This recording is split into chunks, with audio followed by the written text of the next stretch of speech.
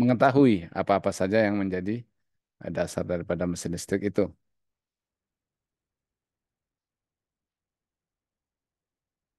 Oke. Kalau untuk ini untuk buku banyak ya, buku pokoknya yang tentang mesin-mesin listrik boleh kalian download di internet itu banyak sekali buku-bukunya baik yang berbahasa Inggris ataupun berbahasa Indonesia.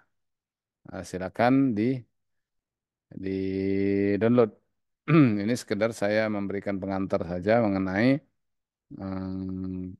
apa salah satu contoh pembahasan daripada mesin listrik itu.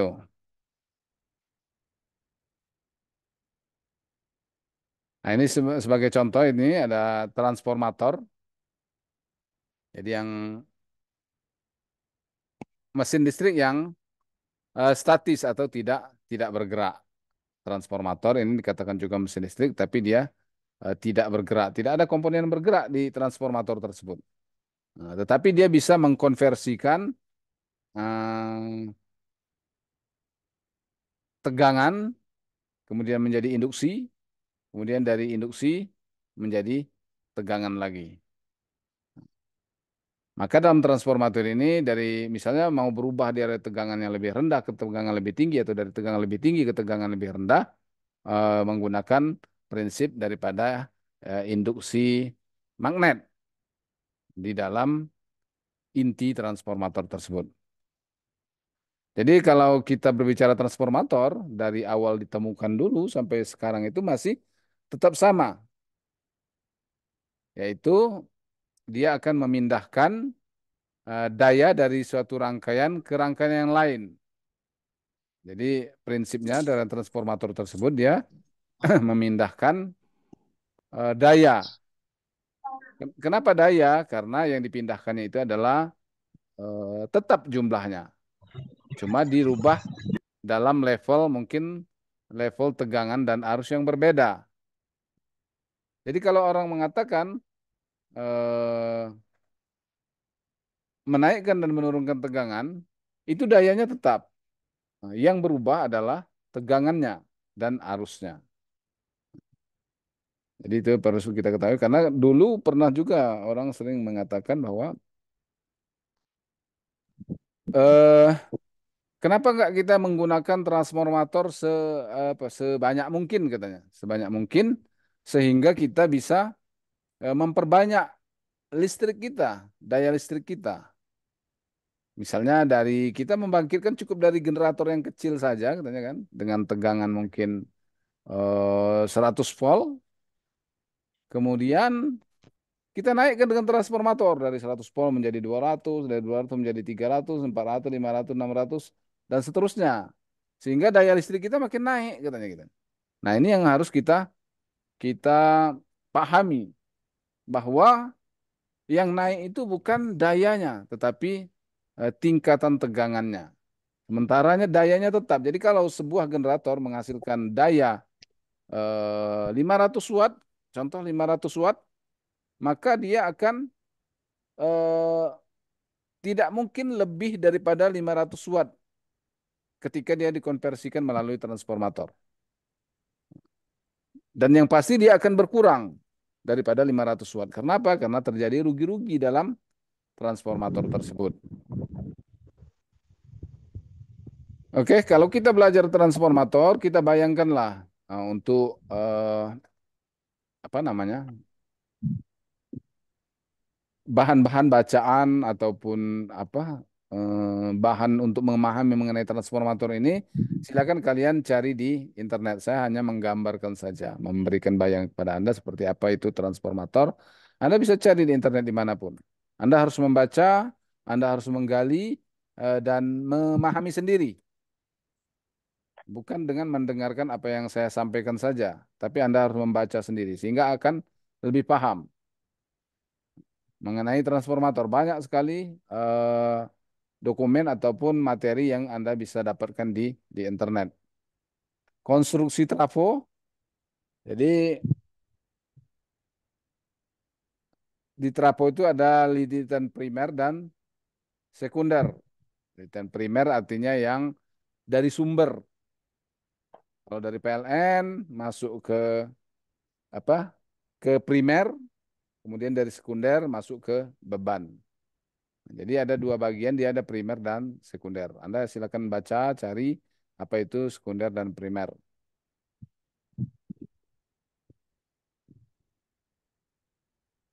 Kemudian bagaimana sih bisa terjadi perubahan tegangan tersebut?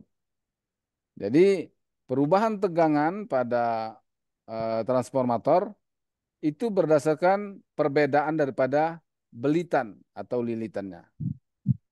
Jadi perbedaan lilitan daripada sisi primer dan sisi sekunder, nah, itu mengakibatkan terjadi eh, naiknya level tegangannya. Ntar ada yang masih, tolong di mute kan lah supaya nggak geruduk-geruduk suaranya.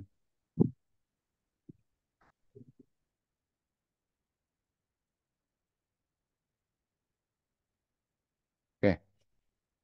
Ada primer dan sekunder berdasarkan banyaknya belitannya.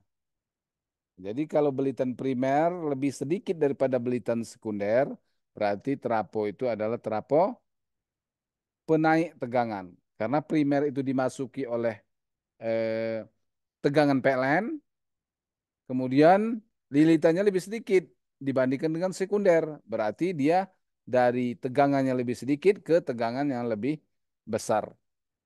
Jadi tegangan itu sebanding dengan banyaknya lilitan daripada trafo tersebut. Banyaknya lilitan sebanding dengan tegangan. Jadi kalau lilitannya lebih sedikit, berarti tegangannya itu akan lebih sedikit. Dari mana kita tahu lebih sedikit atau lebih banyaknya? Kita bandingkan dengan belitan yang satunya. Kalau kita katakanlah di belitan primer, berbicara di belitan primer, berarti belitan primer lebih kecil atau lebih besar daripada sekunder. Misalnya lebih besar, berarti trafo ini primernya lebih besar tegangannya daripada sekunder. Kalau primer lebih besar daripada sekunder, berarti trafo itu adalah trafo penurun tegangan atau dikenal dengan step down. Kalau trafo penaik tegangan disebut dengan trafo step up. Kemudian di sini tadi kan kalau kita katakan daya daripada trafo itu adalah tetap di primer sama di sekunder itu dayanya tetap. Frekuensinya juga tetap. Jadi di trafo itu dia nggak menaik nurunkan frekuensi, nggak juga menaik nurunkan daya, tapi dia menaik nurunkan tegangan dan arusnya. Makanya ada trafo arus, ada trafo tegangan. Nah, kalau trafo arus berarti dia menurunkan arusnya. Kemudian kalau untuk tempat membelitkannya, nah ini gambarnya ya, saya langsung ke gambar aja, saya lihat dari apa salah satu sumber ini. Jadi dari U1 atau primernya, kemudian dililitkan ke inti, kemudian kalau sebuah lilitan pada sebuah inti besi ferromagnetik, maka dia akan menghasilkan fluksi atau fluksi induksi. Jadi dari arus primer, kan ini primer ini kan dihubung singkat, maka sudah pasti muncul arusnya. Arus ini tadi akan membuat eh, medan magnet. Dalam hukum Lenz, arus itu akan membuat medan magnet. Di mana medan magnet? Medan magnet itu ada di besi besi transformator ini. Jadi transformator ini berubah menjadi magnet, berubah menjadi magnet. Kemudian magnet itu akan mengalir dari bagian kiri ini ke kanan seperti lingkaran ini. Nah, seperti kotak ya, karena intinya ini kotak. Seperti kotak ini, dia akan mengalir. Berarti dia merupakan satu rangkaian tertutup, jadi fluksinya juga fluksi tertutup. Akan mengalir dari kiri ke kanan ke belitan sekunder, kemudian balik lagi ke belitan primer. Di sebelah primer itu terjadi eh, magnet yang dihasilkan oleh arus listrik pada kumparannya. Magnet tadi akan mengalir di sebelah kanan juga ada magnetnya dengan besar yang sama. Maka di sini akan terjadi perubahan dari magnet menjadi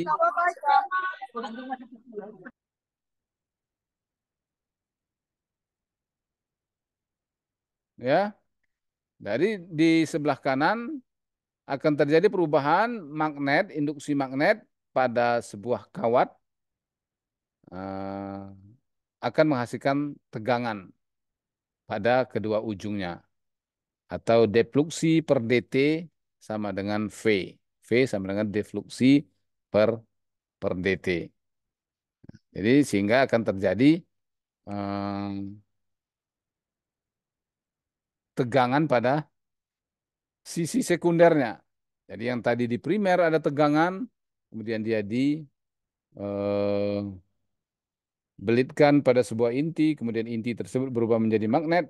Magnet akan menginduksi kumparan sekunder, sehingga pada kedua ujungnya akan menghasilkan tegangan listrik.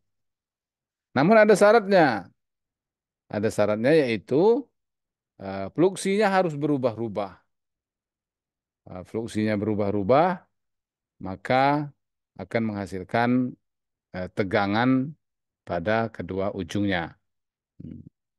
Makanya rumusnya itu adalah deflux per dt. Nah, sampai di sini sudah jelas bagaimana terjadinya konversi daripada belitan primer ke belitan sekunder sehingga menghasilkan perbedaan level tegangan ataupun level arus antara primer dan sekunder. Nah, ini dulu dipahami. Ini dulu dipahami supaya bisa nyambung untuk berikut-berikutnya. Yang penting dasarnya dulu sudah Anda eh, mengerti. Oke, ada yang mau tanyakan sampai di sini? Supaya kita jalin diskusi, kemudian juga mungkin akan lebih lebih apa lebih berkembang kalau ada tanya jawabnya antara kita gitu kan antara dosen dengan mahasiswanya. Apa saja yang mau ditanyakan silakan ditanyakan. Bisa saya jawab. Kalau nggak bisa kita cari sama-sama.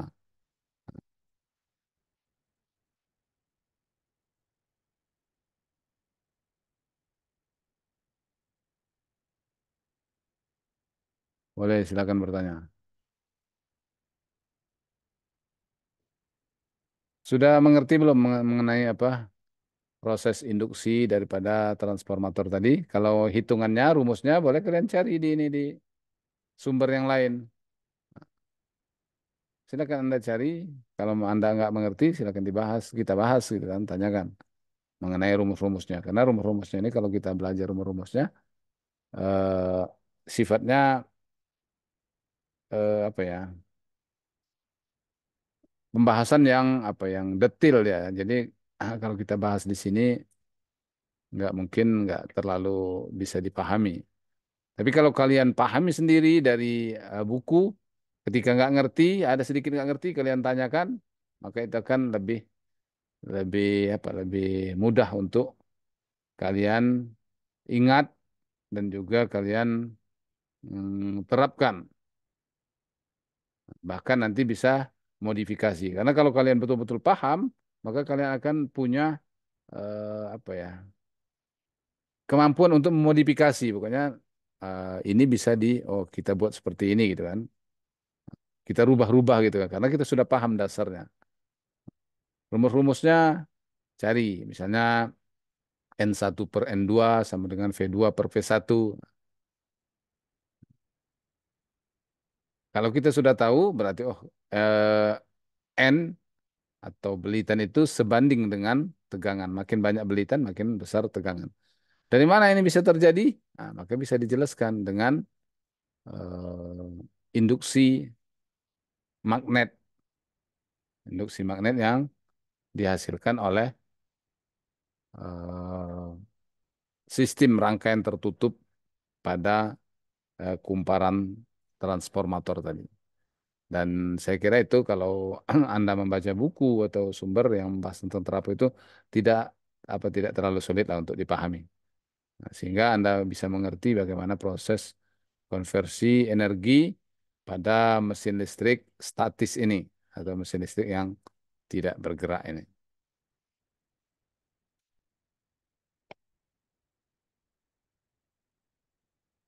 Oke, silakan dipahami rumus-rumusnya bisa kalian cari di sumber yang lain. Saya tidak akan memaparkan rumus-rumusnya di sini.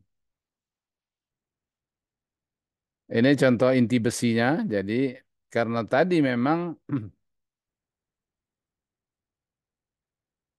munculnya tegangan itu adalah dari induksi pada inti besi ini. Makanya inti besi ini menjadi satu yang sangat berpengaruh terhadap kualitas transformator yang kita gunakan.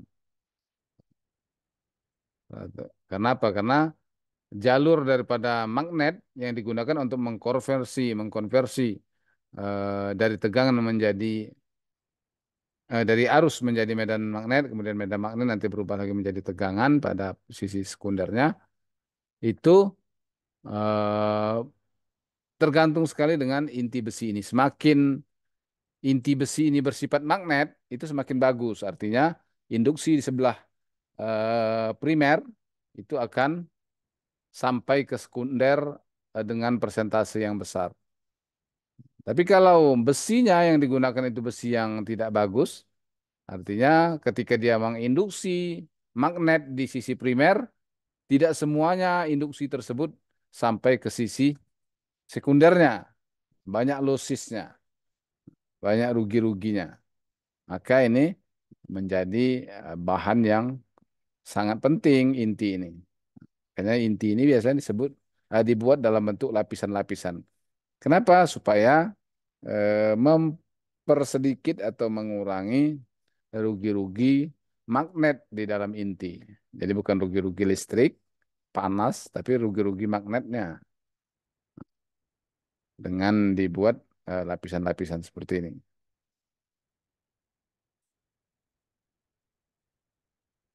Nah, ini apa? Contoh eh, apa namanya inti daripada trafo yang dibuat di eh, dalam pabrikasi. Bagaimana orang membuat inti trafo tersebut agar dia memiliki konversi energi yang bagus. Ini contoh gambarnya lagi. Eh,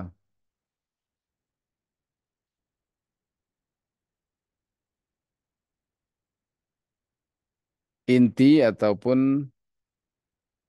transformator ya, inti transformator. Jadi yang berbentuk O ini adalah inti transformator. Ada juga transformator yang kita lihat itu intinya ya seperti ini ada tengahnya. Kalau kita pertama tadi kita buat contohnya itu ya dia nggak ada tengahnya gini, kotak aja. Dari kiri dikonversikan ke kanan. Kalau ini eh, dibuat primernya di di tengah-tengah, sekundernya di kiri dan kanan. Jadi pada prinsipnya adalah untuk memperoleh induksi yang sempurna, magnet yang sempurna dari primer ke sekunder. Kalau bisa dari primer itu sampai ke sekunder itu 100%. Tapi itu kan suatu hal yang tidak bisa dalam prakteknya. Karena apa? Karena ada rugi-rugi pada inti besi tadi. Jadi magnet yang dihasilkan di primer tidak akan 100% bisa sampai ke sekundernya. Ada yang hilang di dalam inti itu sehingga maka terjadi rugi-rugi namanya.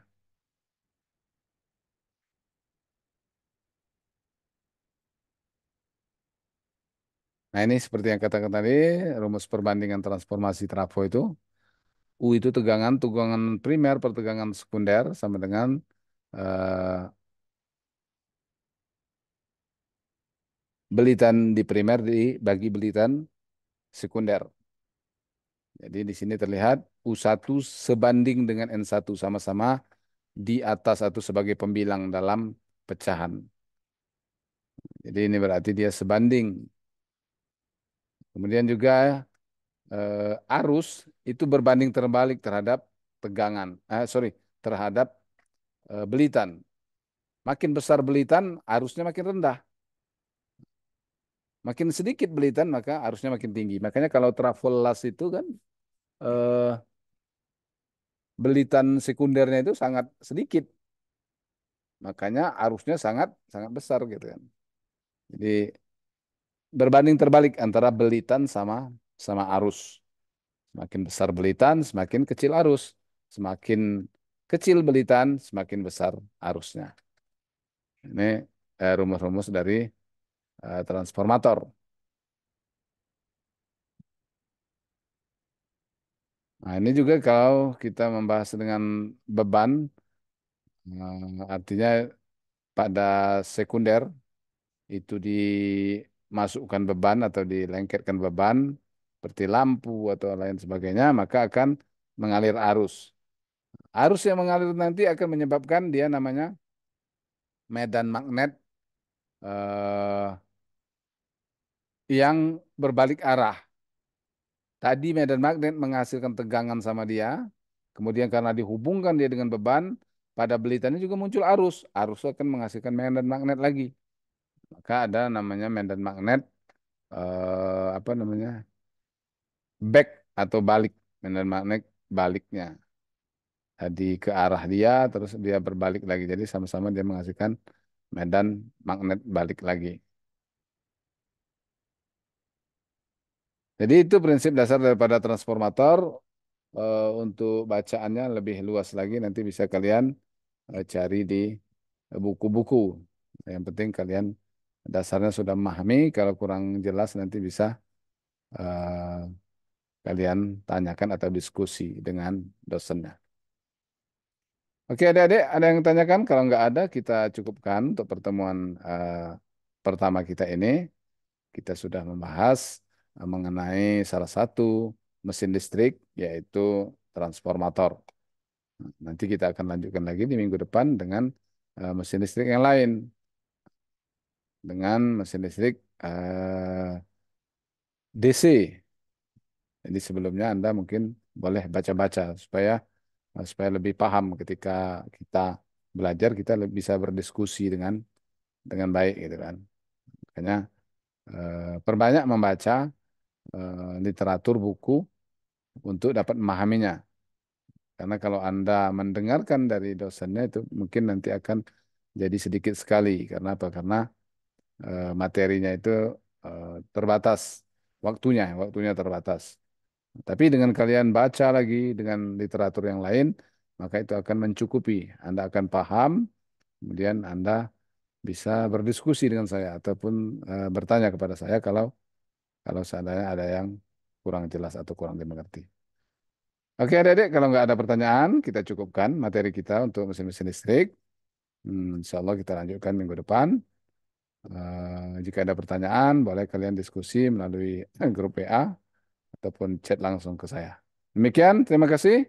Mohon maaf atas kekurangan saya. Saya akhiri dengan ucapan wabillahi taufiq wal hidayah. Assalamualaikum warahmatullahi wabarakatuh. Selamat malam dan selamat istirahat. Malam, Pak. Waalaikumsalam warahmatullahi wabarakatuh. Selamat malam, Pak. Oke, oke. Selamat malam, Pak. Selamat malam. Terima kasih. Oke, izin lip ya.